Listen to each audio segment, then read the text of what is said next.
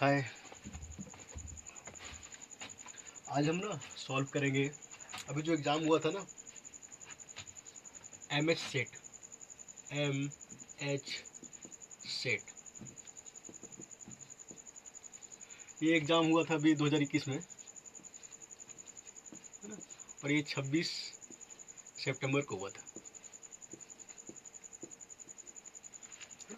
तो इसके सारे क्वेश्चन हम लोग सॉल्व करेंगे आज, है ना। ये कौन सा पेपर है? Physical science. Physical science.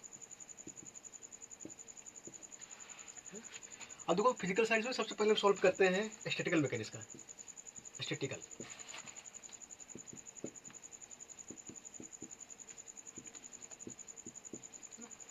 Statistical mechanics है, इसका क्वेश्चन सॉल्व करेंगे। देखो, तो इसमें स्टैटिकल मैकेनिक्स से 10 क्वेश्चन आया था, है ना। और जो काफ़ी एक दो क्वेश्चन काफ़ी टफ है, मतलब काफ़ी क्या टफ ही है, और बाकी सब आसान है। और कुछ का ऑप्शन ही गलत दिया है ना। हम सबका करेंगे, क्वांटम क्वांटम का भी करेंगे, मैथमेटिकल भी करेंगे, सबका करेंगे। बट सबसे पहले ना स्टैटिक्स शुरू करते हैं, है ना। तो इसका सबसे पहला क्वेश्चन जो है, ये देखो, तो अभी एग्जाम फिलहाल हुआ है 26 सितंबर को, है ना, 2021 का है। तो सबसे पहला क्वेश्चन जो है इसका, देखो, क्वेश्चन सबका सब पेपर, देखो पेपर हम यहाँ पे, ये है मेरा, ये है सब पेपर में। तो क्वेश्चन सेम ही होता है, सिर्फ क्या क्या करता है कि अरेंजमेंट आगे पीछे कर देता है, मतलब नंबरिंग आगे पीछे कर देता है। तो आ, देखो, क्वेश्चन तो 10 सभी पेपर में, मतलब ABCD में, है ना। तो देख लोगे, वो अपने अपने रिलेशन। मैं पेपर ये लिया हूँ, तो उसमें से एक क्वेश्चन है, देखो, तो वो इसमें दिया है।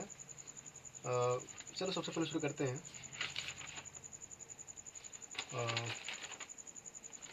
चलो करते हैं।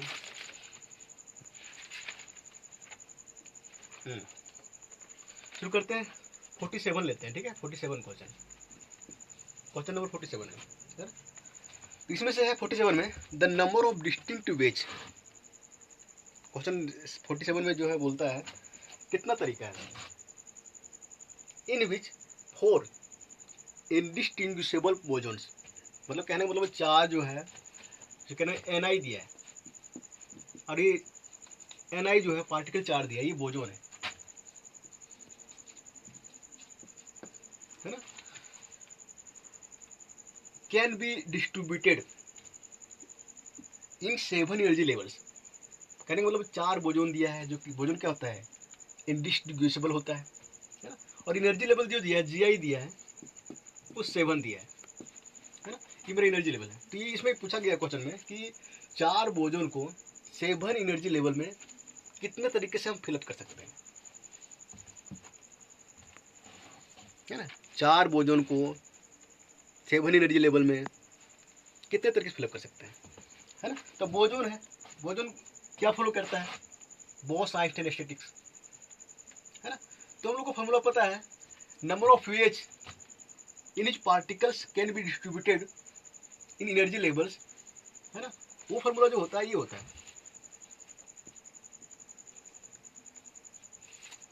ओमेगा बराबर, है ना, क्या होता है, पढ़ा हुआ NI प्लस GI माइनस 1 का फैक्टोरियल, है ना। और फिर देखो, तो नीचे होता है NI का फैक्टोरियल और GI माइनस 1 का फैक्टोरियल, है ना। इतने तरीके से हम बोजन को भर सकते हैं एनर्जी लेवल में। तो देखो, NI कितना दिया है, 4, प्लस GI कितना दिया है, 7 माइनस 1 का फैक्टोरियल, है ना। अब देखो तो नीचे NI कितना है, 4, है ना। और GI माइनस 1 कितना हो जाएगा, 6 फैक्टोरियल। अब ये क्या हो जाएगा, देखो तो 7 4 11, 11 10 फैक्टोरियल, है ना। ये 4 फैक्टोरियल, है ना। और ये 6 फैक्टोरियल। देखो तो 10 फैक्टोरियल क्या लिख सकते हैं, 10 इंटू 9 इंटू 8 इंटू 7, और यहाँ पे 6 में फैक्टोरियल लगा दो, लिख सकते हैं ना। और यहाँ नीचे 4 फैक्टोरियल, यहाँ पे 6 फैक्टोरियल, ये कट जाएगा, है ना। अब 4 फैक्टोरियल को भी लिख सकते हैं, देखो तो 4 इंटू 3 इंटू 2 इंटू 1, है ना। अब देखो तो काटो ऊपर नीचे, तो देखो 4 दूनी 8, 2 2 कट जाएगा, है ना, और 3 तिया 9, कितना हो गया, 7 तिया 21, 21 और 10, 210, है ना, कितने आंसर आ गए, 210, है ना। तो 4 बोजोन को हम 210 तरीके से 7 एनर्जी लेवल में हम भर सकते हैं, है ना। ऑप्शन इसका जो हो जाएगा, ऑप्शन बी है, ए बी आंसर होगा, ठीक है। तो 47 नंबर है। चलो आगे देखते हैं, अगला क्वेश्चन पे आ जाते हैं।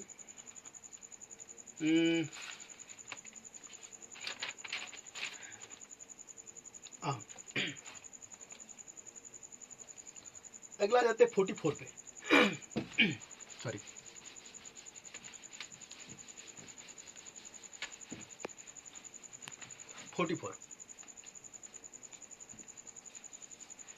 है ना।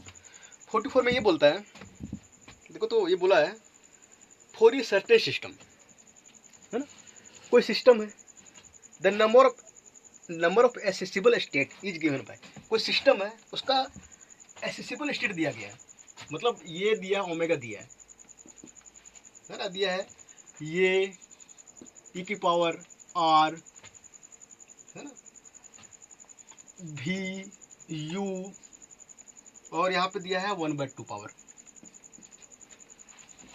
है ना। तो कोई सिस्टम है ना, उसका एसेसिबल स्टेट दिया है, तो आगे बोलता है जहाँ पे जो है आर मेरा कांस्टेंट है, ये मेरा कांस्टेंट है ना, भी यू मेरा वॉल्यूम है, एनर्जी है, तो उस सिस्टम का टेम्परेचर क्या होगा, है ना, टेम्परेचर क्या होगा।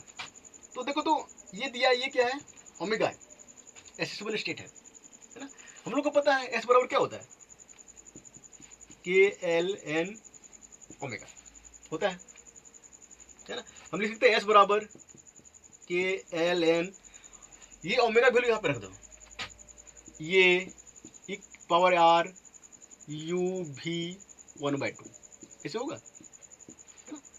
अब देखो तो हमको टेम्परेचर निकालना है, टेम्परेचर निकालने के लिए कोई ना कोई रिलेशन तो होना चाहिए ना। अब देखो तो हम लोग को पता है TDS बराबर क्या होता है, DU प्लस PdV, ये रिलेशन कहाँ से आता है, फर्स्ट लॉ और सेकंड लॉ से, है ना। एक काम करो, एंट्रोपी को डिफरेंशिएट कर दो यू के सापेक्ष में, तो क्या हो जाएगा, DS बाई DU, एक कांस्टेंट वॉल्यूम, तो ये 0 हो जाएगा, है ना, और ये इधर चला जाएगा तो 1/2 होगा। ये वाला रिलेशन ना यहाँ पे लगा दो,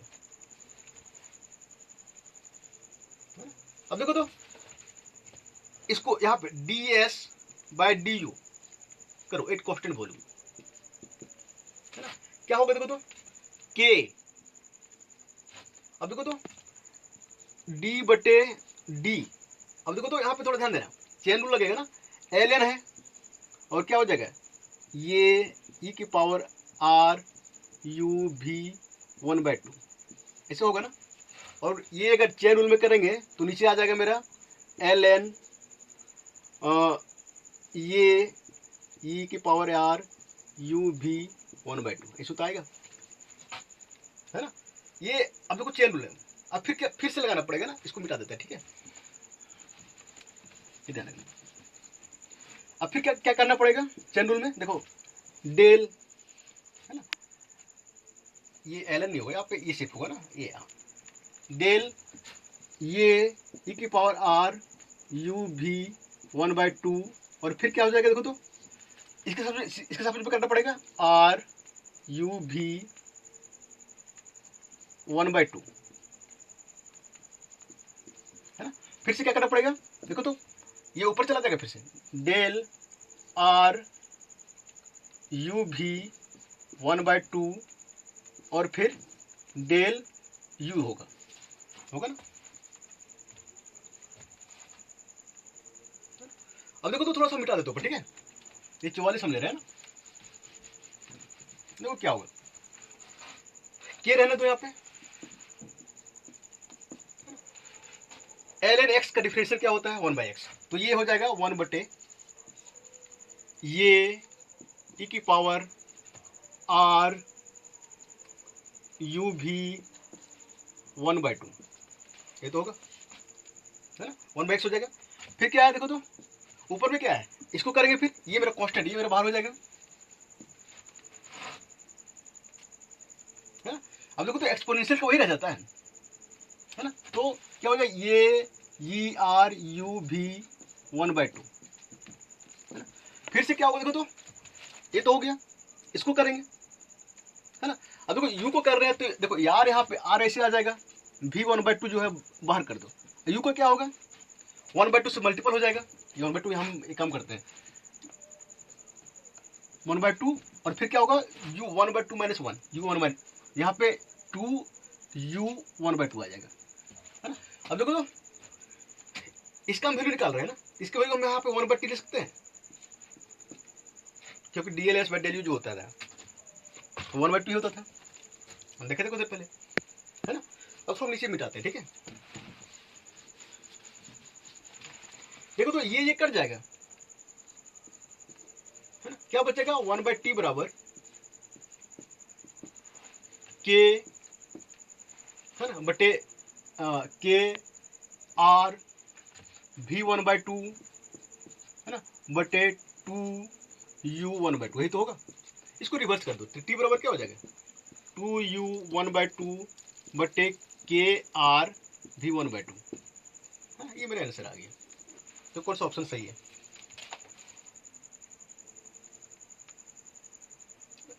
कोई भी आंसर मैच नहीं कर रहा है, तो आंसर इसका आंसर ये होगा, कोई भी आंसर मैच नहीं कर रहा है।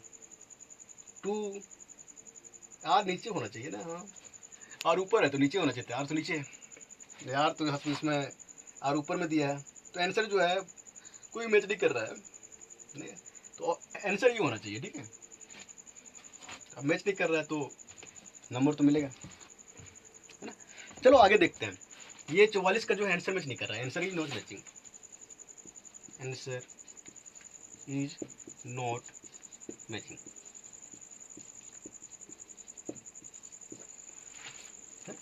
चलो आगे देखते हैं, आंसर गलत है इसका। अगला क्वेश्चन पे जाते हैं। अगला क्वेश्चन क्या है 43 पे आ जाते हैं। 43, है ना। 43 में ये बोलता है one large system is at a temperature 300 kelvin. कोई एक लार्ज सिस्टम है, और ये 300 केल्विन पे, इसका टेम्परेचर 300 केल्विन है ना। एंड अनदर इज 299 केल्विन, और एक और सिस्टम है, इसका टेम्परेचर जो है 299 केल्विन है।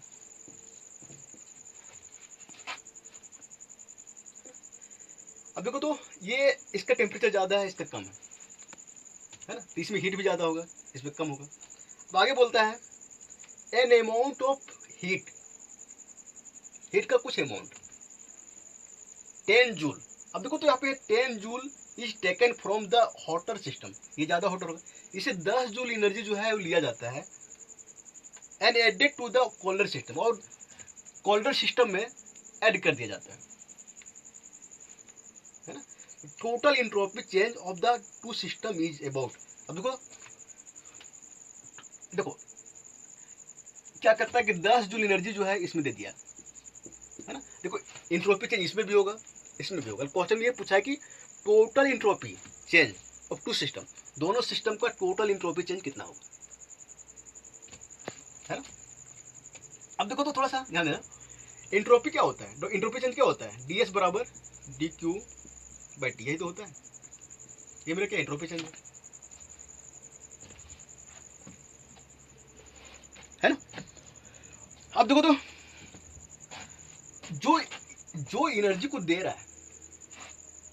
है ना, उसकी एंट्रोपी चेंज होगी नेगेटिव होगी, क्योंकि ये दे रहा है, और जो ले रहा है उसका एंट्रोपी चेंज होगा पॉजिटिव, है ना। इसको मान लेते 1, इसको मान लेते 2, तो एंट्रोपी चेंज जो इसका होगा ds1 का, है ना, वो होगा -10 जूल बटे टी, टेम्परेचर कितना 300 केल्विन है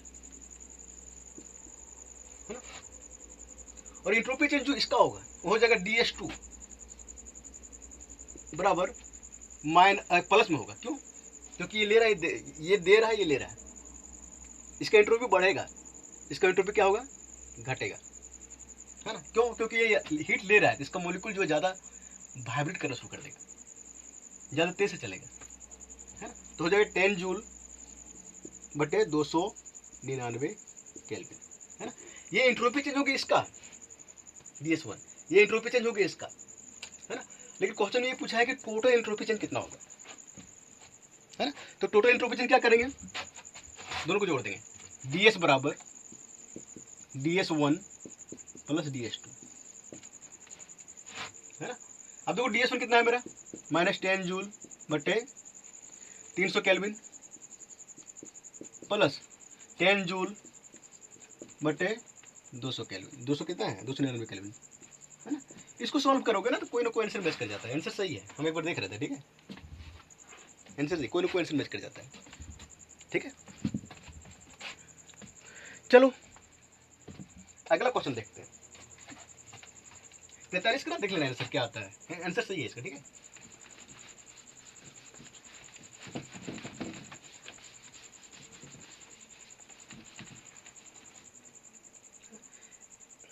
एक काम करते हैं, 43 हो गया, 44 हो गया, है ना। हाँ, एक 48 करते हैं, 48।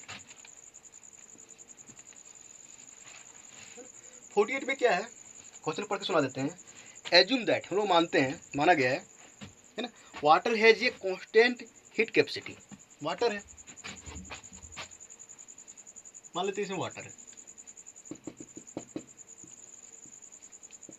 इसकी हीट कैपेसिटी कांस्टेंट है एक रेंज तक, मतलब 273 केल्विन से लेके 373 केल्विन तक इसकी हीट कैपेसिटी कांस्टेंट है। हीट कैपेसिटी कांस्टेंट बोलने का मतलब है कि 1 केल्विन बढ़ाएंगे, है ना, तो चाहे वो हम 273 से 74 करें या तो फिर 275 से 276 करें, है ना, सेम एनर्जी देना पड़ेगा।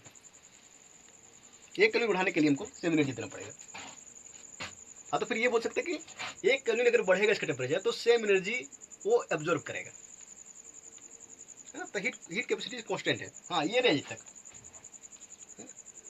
आगे लिखा है ये सर्टेन अमाउंट ऑफ वाटर, ये 273 केल्विन, और कुछ जो है, कुछ वाटर जो है वो, कुछ वाटर, सर्टेन अमाउंट वाटर, मान लेते हैं वाटर है ये, है ना, ये 273 केल्विन है। इज ब्राउट लाया जाता है into contact with A heat bath, एक हीट बाथ के संपर्क में लाया जाता है। हीट बाथ मतलब ये हीट बाथ मतलब इसके पास काफी हीट है ना। और ये जो हीट बाथ का टेम्परेचर है वो 373 केल्विन है ना। अब क्या होगा, 273 केल्विन वाटर का टेम्परेचर है और 373 केल्विन जो है वो हीट बाथ का टेम्परेचर है। इसका टेम्परेचर कभी कम नहीं होगा, चाहे जितना भी ये हीट दे दे, है ना। अब देखो ये सामने जब इसको कांटेक्ट में लाएंगे तो क्या करेगा, हीट जो है यहाँ से हायर टेम्परेचर से लो टेम्परेचर की फ्लो होगा, है ना। अब देखो जब इसको कांटेक्ट में रखेंगे तो ऐसा होगा कि अगर कांटेक्ट में रखते हैं तो धीरे धीरे ये भी जो है 273 से 373 केल्विन हो जाएगा वाटर भी, है ना। तो अब सोच सकते हो कि अगर हीट इधर से इधर आ रहा है ना, तो इसका वाटर का जो एंट्रोपी है ना, वो बढ़ेगा और इसका एंट्रोपी जो है वो घटेगा, भले कम घटेगा लेकिन घटेगा, है ना। तो आगे बोला है व्हेन द वाटर है जस्ट थर्मलाइज्ड, वाटर को जो हम थर्मलाइज करते हैं, जब किया जाता है विथ द बाथ, इसके साथ जब इसको कांटेक्ट किया जाता है ना, the change in entropy of the universe, पूरे यूनिवर्स में एंट्रोपी चेंज क्या होगा, है ना, वही लिखा है the change in entropy of the universe. पूरे यूनिवर्स में एंट्रोपी चेंज कितना होगा, है ना। अब देखो थोड़ा ध्यान देना कि जो एंट्रोपी चेंज ये लोग में होगा ना, वही हम कैलकुलेट करेंगे और वही जो फाइनल आंसर होगा, क्योंकि ये हो गया सिस्टम और सराउंडिंग बाद में हो गया। तो सिस्टम और सराउंडिंग मिलकर क्या होता है, यूनिवर्स बनाता है ना। तो सराउंडिंग का जो एंट्रोपी चेंज होगा वो बहुत नेग्लिजिबल होगा, उसको हम कंसीडर ही करेंगे, है ना। जो एंट्रोपी चेंज होगा उसको हम यहीं पे इसी का हम कैलकुलेट करके जो है आंसर मैच कर देंगे, है ना। अब देखो तो थोड़ा ध्यान देना, यहाँ पे अब देखो तो ये हीट लेगा, है ना। अब देखो तो थोड़ा ध्यान देना, ये 273 केल्विन से, अब इसको हम इसका कांटेक्ट इससे होगा तो 273 केल्विन से ये 373 केल्विन हो जाएगा, है ना। तो भाई कितना हीट यहाँ से यहाँ ट्रांसफर होगा वाटर में, तो यहाँ पे देखो तो जो हीट ट्रांसफर्ड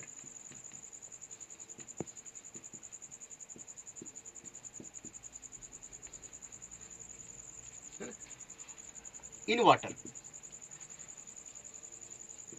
वाटर में कितना हीट ट्रांसफर होगा, है ना। क्या होगा C, और क्या होता है dt, ये तो होता है C मेरा स्पेसिफिक हीट, इसका यूनिट क्या होता है जूल पर केल्विन, है ना। और dt का यूनिट क्या होता है केल्विन, तो केल्विन कट जाएगा, केल्विन पर केल्विन कट जाएगा, सिर्फ जूल बचेगा, है ना। तो C dt जो होता है वो क्या होता है, एक एनर्जी होता है, क्या होता है एनर्जी, है ना। अब देखो C रहने दो, dt क्या है टेम्परेचर डिफरेंस, तो ये देखो 273 से 373 जाएगा, है ना। तो dt फाइनल में हम इनिशियल घटाते हैं 373 माइनस 273, है ना, तो क्या हो जाएगा 100C, है ना। अब देखो ये ड्यू क्यों हो गया, इतना हीट जो है वहां से हीट बात इसको देगा, है ना। और थोड़ा इसको मिटा देते हैं, देखो मिटा देते हैं थोड़ा, ठीक है, चलो ऊपर मिटा देते हैं, ठीक है।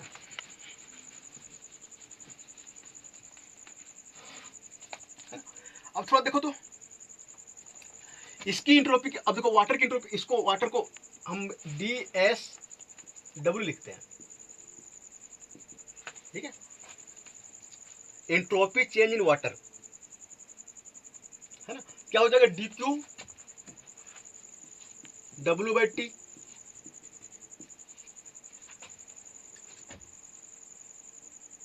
है ना। अब देखो थोड़ा ध्यान देना, ये अब देखो यहाँ पे इंटीग्रेशन लेना पड़ेगा, क्यों, थोड़ा देखो, थोड़ा ध्यान देना, यहाँ पे इसको हम ऐसे लिखेंगे DSW बराबर DQ क्या लिखेंगे हम CDT बाय T, ये तो लिखेंगे हम, है ना CDT। अब देखो तो यहाँ पे इंटीग्रेशन इसलिए लेंगे हम क्योंकि टेम्परेचर जो है यहाँ पे चेंज होगा 273 से 373, तो यहाँ 273 से होगा 373, बट इसका टेम्परेचर क्या है फिक्स रहेगा, है ना। अब देखो यहाँ पे क्या होगा, इसको थोड़ा मिटा देते हैं, ये C, अब ये 1/T का इंटीग्रेशन क्या होता है ln T, और ये हो जाएगा 273 से 373, है ना। अब क्या हो जाएगा, तो इसको सॉल्व करोगे तो क्या जाएगा C ln 373/273, ये तो होगा, ये हो गया एंट्रोपी चेंज वाटर का, है? अब एंट्रोपी चेंज जो है वो हीट बात का कितना होगा, यहाँ पे हम प्लस ले रहे हैं क्योंकि एनर्जी इसमें आ रहा है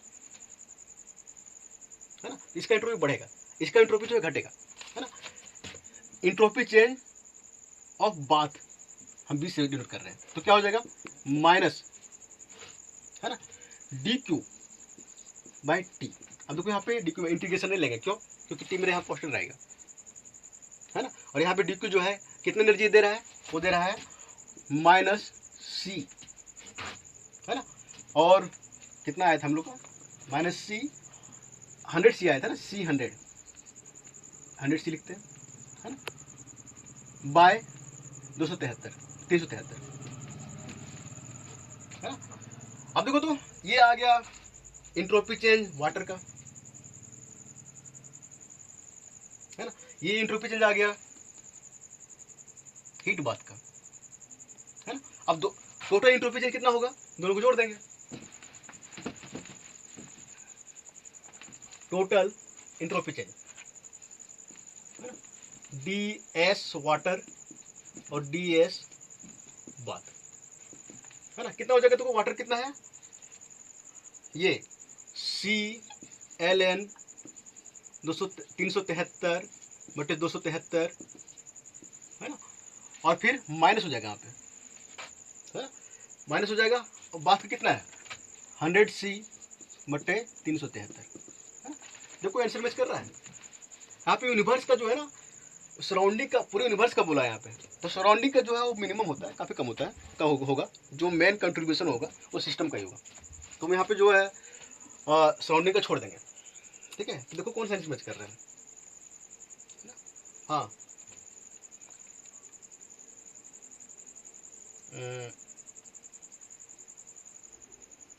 हाँ, देखो सी कॉमन लो, यहाँ पे एक आंसर मैच कर रहा है, सी कॉमन आ गया। तो यहाँ पे आ जाएगा -100 बटे 373 प्लस ln 373 बटे 273, है ना। ऑप्शन ये करेक्ट है, करेक्ट, ठीक है। चलो ठीक है। तो यहाँ पे ये मेरा क्या था, 48 का जो है ऑप्शन ये करेक्ट हुआ, ठीक है। चलो इसको हटा देते हैं, ठीक है।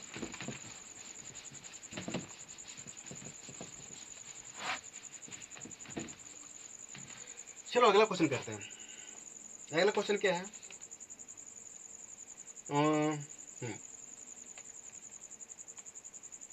अगला क्वेश्चन ये है, हाँ 41 पे 41 पे आ जाते हैं। 41 इसमें ये बोला है केमिकल पोटेंशियल म्यू और मैग्नेटिक परमिबिलिटी। देखो तो दोनों को ना डिनोट हम सेमी नोटेशन से करते हैं। मैग्नेटिक, अब देखो केमिकल पोटेंशियल को म्यू से करते हैं, है ना, और मैग्नेटिक परमिबिलिटी, है ना, उसको भी हम म्यू से करते हैं, है ना। तो दोनों का नाम लिख देते हैं, केमिकल पोटेंशियल, है ना, और ये मैग्नेटिक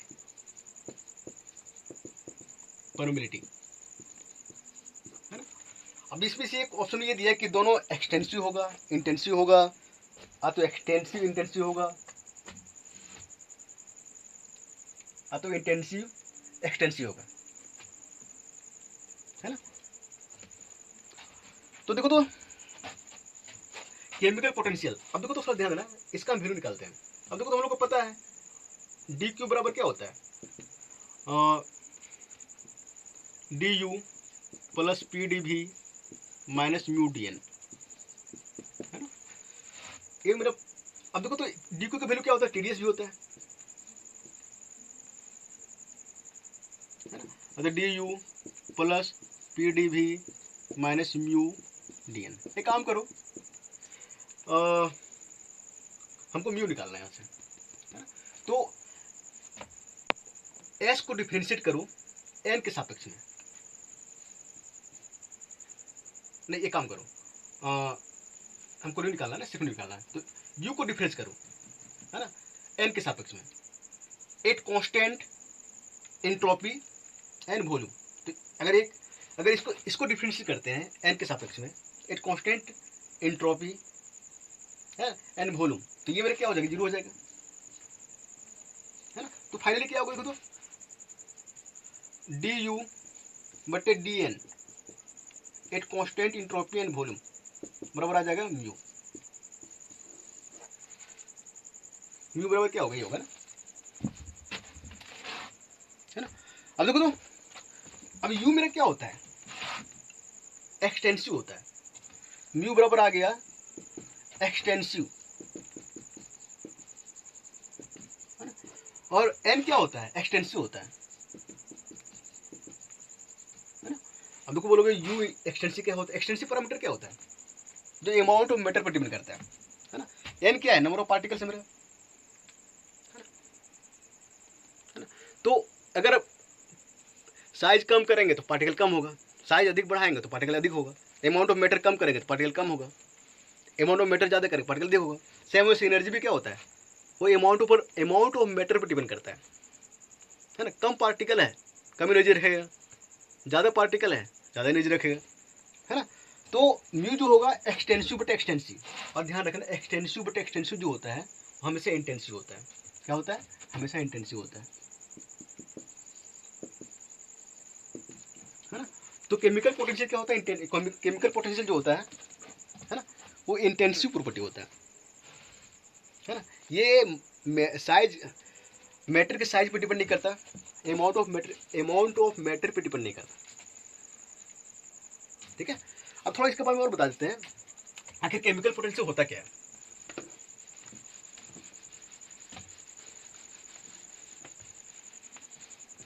देखो केमिकल पोटेंशियल के जो हम अभी यहाँ निकाले वो आए म्यू बराबर डी यू बटे डी एन, एक कांस्टेंट इंट्रोपी है ना, और वॉल्यूम।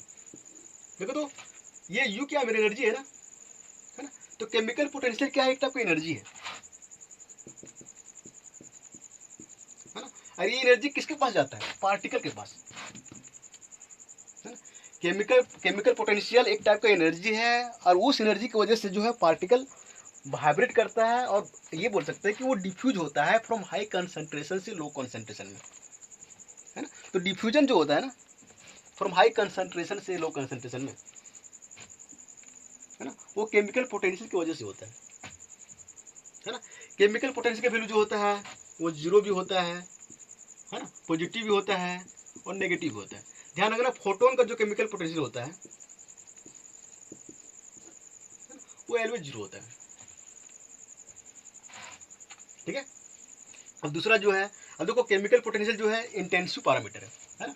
अब देखो तो दूसरा क्या है मेरा, मैग्नेटिक परमिबिलिटी,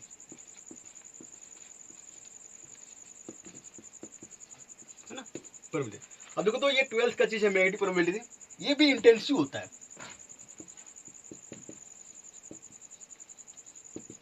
ना।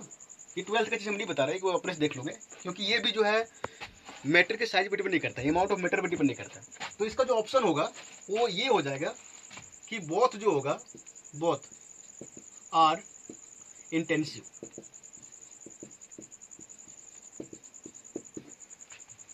ओके। चलो ठीक है, अगला क्वेश्चन पे आ जाते हैं। अगला जो है वो 42 है ना। 42 में ये दिया है, ए स्प्रिंग है जी, स्प्रिंग कांस्टेंट के, ए स्प्रिंग है, इसका स्प्रिंग कांस्टेंट के है। अब देखो तो ये mass M is placed on the spring, spring में एक मास एम रखा गया है ना। In equilibrium the spring would extend by mg by K, है ना। अब क्या है कि वो अब जब मास रखेंगे एक स्प्रिंग में तो एक्सटेंड होगा, है ना, और mg बाय के जो है एक्सटेंड हुआ। The surrounding at temperature, surrounding का जो टेम्परेचर T है ना, if the system starts with initial expansion by an amount. अब देखो तो इसके बाद उसको एक्सपेंड किया जाता है mg बाय 2k, है ना। After a long time comes to an equilibrium, the increase in the entropy of the universe। इसमें भी बोला है कि यूनिवर्स का इंट्रोपी चेंज क्या होगा,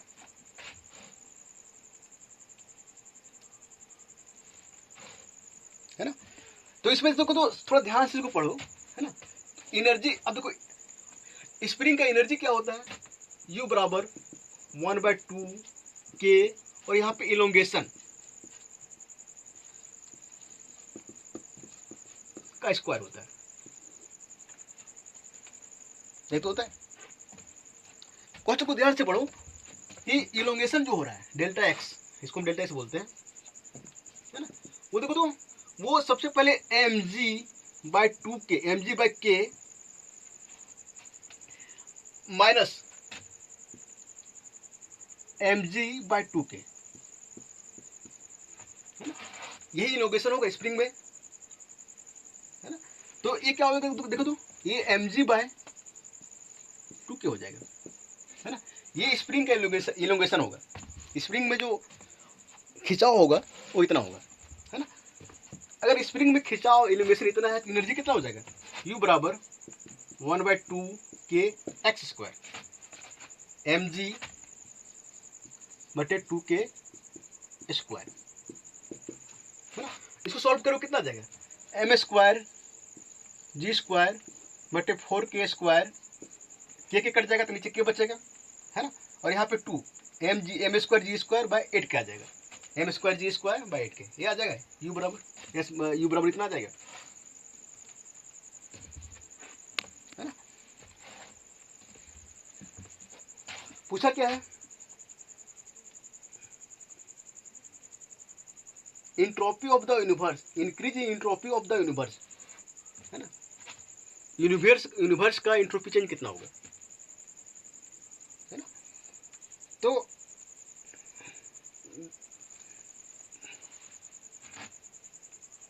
यहाँ पे क्या है 8 KT, है ना। अब देखो तो थोड़ा सा ध्यान देना, अब देखो तो यहाँ पे इसको थोड़ा मिटा रहे हैं, ठीक है।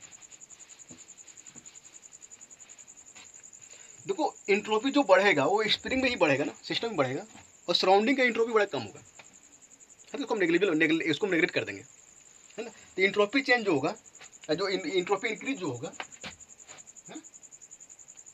ऑफ द यूनिवर्स, जो इंट्रोपी इंक्रीज करेगा वो जनरली स्प्रिंग का ही करेगा, है ना। तो इंट्रोपी बराबर क्या होता है, ds by dq by t, यही तो होता है ना। कितना एनर्जी गेन किया स्प्रिंग, ये तो किया है, एम स्क्वायर जी स्क्वायर बटे 8 KT हो जाएगा, तो ये मेरा आंसर हो जाएगा, entropy change of the universe. देखो कौन सा ऑप्शन मैच कर रहा है, m square g square by 8 KT, देखो option D, option D answer हो जाएगा, है ना।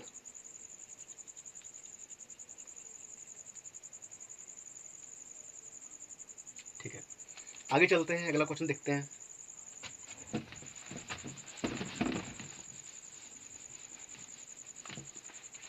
अगला जो क्वेश्चन है वो है, हाँ एक क्वेश्चन यहाँ पे और है, यहाँ पे, हाँ चलो इसको देखते हैं बाद में।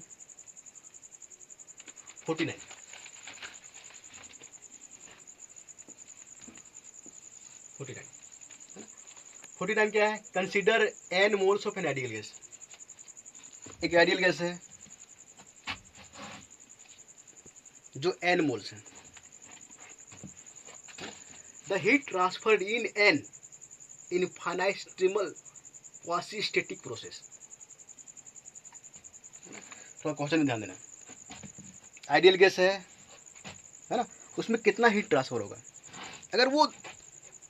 अगर वो इनफाइनाइटेसिमल क्वासी स्टैटिक प्रोसेस, मतलब अब देखो ये वर्ड है इनफाइनाइटेसिमल,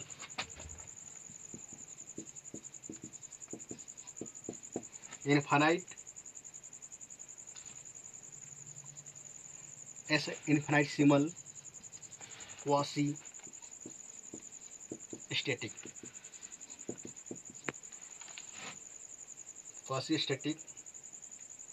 प्रोसेस,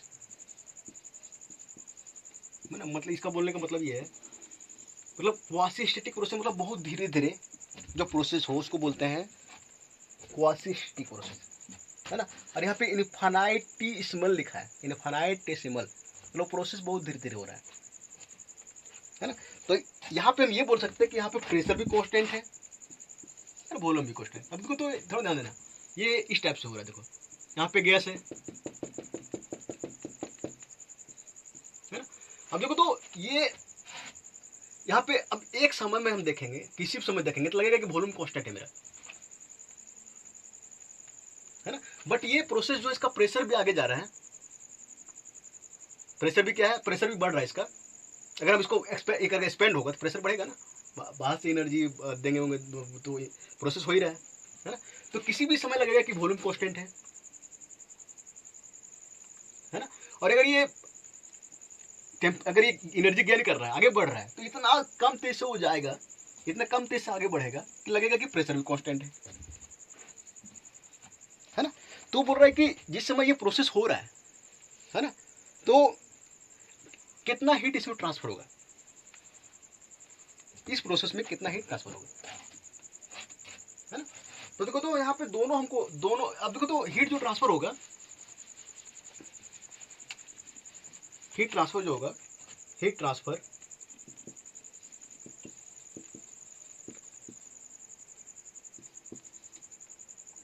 ट्रांसफर, ये जो होगा डेल्टा क्यू जो होगा, है ना, वो डेल्टा की एट कांस्टेंट प्रेशर पे भी होगा, है ना, और कांस्टेंट वॉल्यूम पे भी होगा, है ना।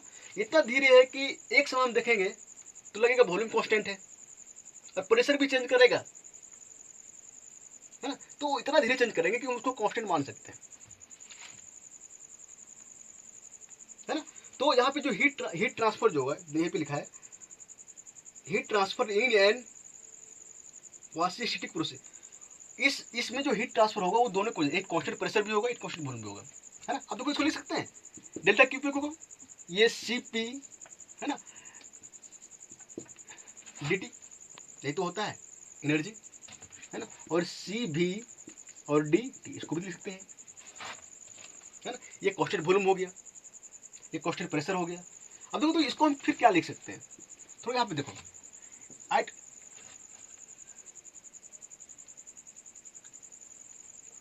एक मिनट, मच्छर मेरे मुंह में चला गया, मच्छर मेरे मुंह में चला गया, कोई नहीं। देखो तो हम लोग ये पता है आइडियल गैस क्या होता है, पीवी बराबर एनआरटी, यही तो होता है ना। एक काम करो, एक बार पी को कांस्टेंट रखते हैं, एक कांस्टेंट पी वॉल्यूम को डिफरेंशिएट करते हैं टाइम के सापेक्ष में, है ना। तो क्या हो जाएगा, तो पी डी भी बराबर एन आर डी टी, यही तो होगा। यहाँ पे क्या है कि प्रेशर को हम कांस्टेंट रखें, है ना। अब देखो तो डी टी बराबर क्या हो जाएगा, हो जाएगा पी डी भी बटे एन आर, है। तो प्रेशर कांस्टेंट रखें, यहाँ ये वैल्यू जो है यहाँ पे पुट कर देंगे डी टी का। अब देखो तो एक बार हम क्या करते हैं, वॉल्यूम को हम कांस्टेंट रखते हैं, वॉल्यूम को कांस्टेंट रख के प्रेशर को डिफरेंशिएट करते हैं टेम्परेचर के सापेक्ष में। तो क्या हो जाएगा, देखो D P V D P हो जाएगा एन आर डी टी, है ना।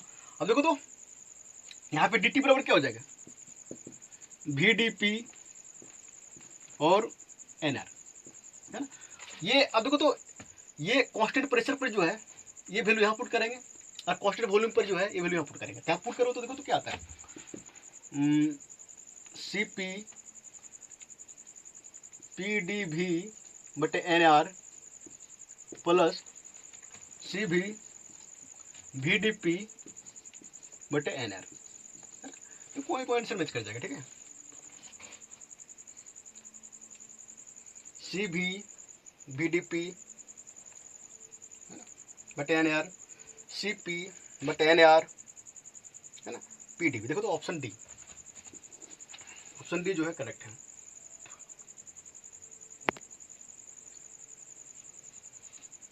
ऑप्शन डी जो होगा करेक्ट होगा, ठीक है, करेक्ट होगा।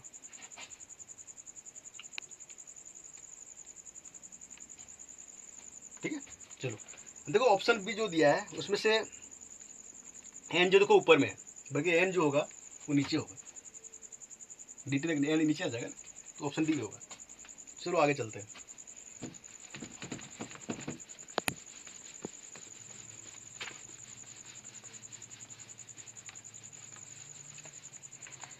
अगला जो क्वेश्चन है वो है, हाँ 50वां नंबर है, 50, है ना। 50 को हम बता नहीं रहे हैं, इसमें वंडरवाल्स इक्वेशन लिखा है P plus a by v square, है ना, V माइनस बी बराबर आर टी, है ना। इसमें क्रिटिकल वॉल्यूम कितना होगा ये पूछा है, क्रिटिकल वॉल्यूम, क्रिटिकल। अब देखो ये बीएससी से पढ़ते आ रहे हो, है ना।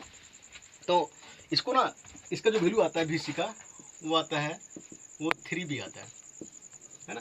और निकालने का तरीका क्या है कि पहले यहाँ से P निकालो और फिर डी पी बाई डी भी करो, है ना, फिर d square p by d भी स्क्वायर करो, है ना। ये दोनों करके जो है, अब देखो ये जो है ना, ये बार बार इससे क्वेश्चन पूछता है, इसलिए इसका ना VC TC PC आदि कर लो, है ना। इसका क्रिटिकल प्रेशर कितना होता है, क्रिटिकल वॉल्यूम कितना होता है, क्रिटिकल टेम्परेचर कितना होता है, वो दिमाग में होना चाहिए इसका। अगला जो क्वेश्चन है इसका ये 50 का जो होगा ऑप्शन बी सी बराबर जो है 3B, ऑप्शन ये आंसर होगा। ठीक है,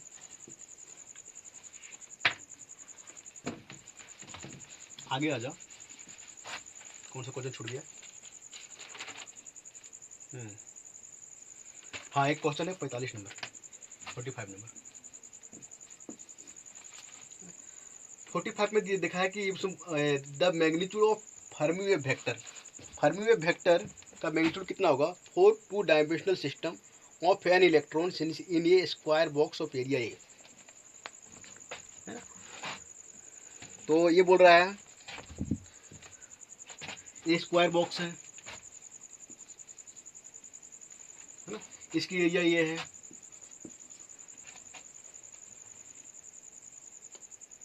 ना, और इसमें एन इलेक्ट्रॉन्स है ना। तो 2 डायमेंशन के लिए फर्मी वेव वेक्टर का वैल्यू क्या होगा?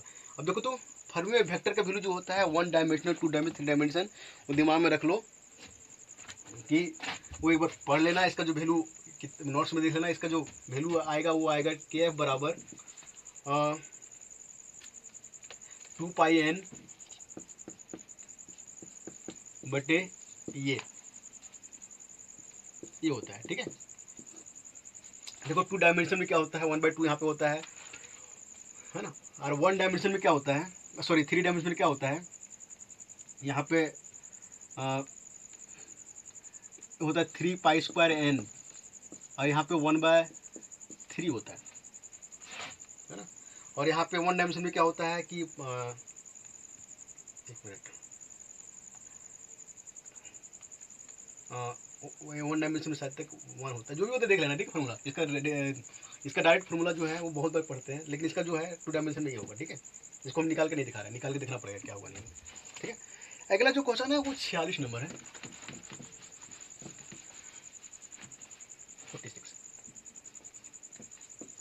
46 देखो 46 में क्या बोलता है, ये system consist of 2 identical particles. एक सिस्टम है ना जो 2 आइडेंटिकल पार्टिकल रखता है। ये सिस्टम मान लेते हैं, इसका एनर्जी लेवल ऐसे है।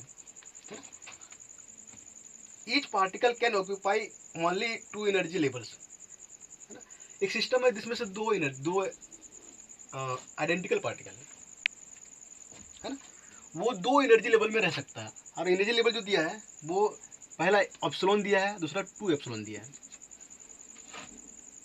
ना। If the particle satisfy Fermi Dirac statics, है ना, then partition function will be, है ना।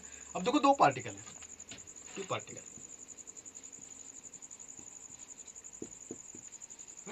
ये FD को फॉलो कर रहा है ना, और 2 एनर्जी लेवल दिया है ना। तो बोल रहा है कि इसका पार्टीशन फंक्शन क्या होगा, जेड क्या होगा, है ना। अब देखो तो आइडेंटिकल पार्टिकल है ना, हम कितने तरीके से, अब देखो FD में क्या होता है, एक एनर्जी लेवल में एक ही पार्टिकल को भर सकते हैं, है ना। अब देखो तो 2 पार्टिकल को भरना है ना, तो 2 पार्टिकल को, एक पार्टिकल यहाँ पे रहेगा, एक पार्टिकल मेरा यहाँ पे रहेगा, है ना। 2 पार्टिकल, एक यहाँ एक यहाँ, है ना। एक फर्मी डिराक में होता है, एक लेवल में एक ही पार्टिकल को हम भर सकते हैं। अब देखो तो इसको हम एक ही तरीके से भर सकते हैं, दोनों आइडेंटिकल है। अगर हम इसको यहाँ पे करें, इसको यहाँ पे करें, तो बात तो बराबर हुआ ना, है ना। इसको तो ऐसे भी अब कितने तरीके से हम भर सकते हैं, इस फार्मूला से निकाल सकते हैं। देखो तो ये फार्मूला होता है ना फर्मी डिराक के लिए, GI/CNI ये होता है। एक क्या होता है GI फैक्टोरियल और NI फैक्टोरियल और GI माइनस NI का फैक्टोरियल, है ना। अब GI क्या होता है, एनर्जी लेवल होता है, 2 है, यहाँ 2 पुट करो और यहाँ पे 2 पुट करो, यहाँ 2 माइनस 2 0 हो जाएगा, तो कट जाएगा। सिर्फ एक तरीके से हम भर सकते हैं, है ना। इसका पार्टीशन फंक्शन क्या होगा, है ना। तो पार्टीशन फंक्शन देखो तो पार्टीशन फंक्शन जो वैल्यू होता है वो होता है Z बराबर समेशन GI e की power minus beta ER, beta बराबर 1/kT होता है ना। अब देखो GI GI जो है डिजेनरेसी है, डिजेनरेसी तो यहाँ पे है नहीं, है ना, क्योंकि एक पार्टिकल जो एक ही एनर्जी रख रहा है। अब देखो तो इसका जो, अब जो GI घटाएंगे तो हो जाएगा मेरा e की पावर माइनस बीटा ER, है ना। अब देखो तो एक बार हम ये पुट करेंगे, ये पुट करेंगे तो क्या हो जाएगा, ये बराबर ई बराबर माइनस बीटा ई प्लस हमेशा ना ई पावर माइनस 2 बीटा ई, है ना। तो ये आंसर होना चाहिए, बट ये आंसर ना मैच नहीं करता यार इसी में। बट अभी पता नहीं, शायद तक मैं कंफ्यूज हो सकता हूँ कि ये अब देखो तो ये अब एक ऑप्शन दिया है सी यहाँ पे, जेड बराबर ई की बार माइनस 3 बीटा ई, तो ये हो सकता है क्या ऑप्शन, ये समेशन है, ये कैसे हो सकता है ना। तो यार इसका आंसर तो एक्चुअल में ये होना चाहिए, बट एक्चुअल में आंसर ये दिया नहीं है, ठीक है।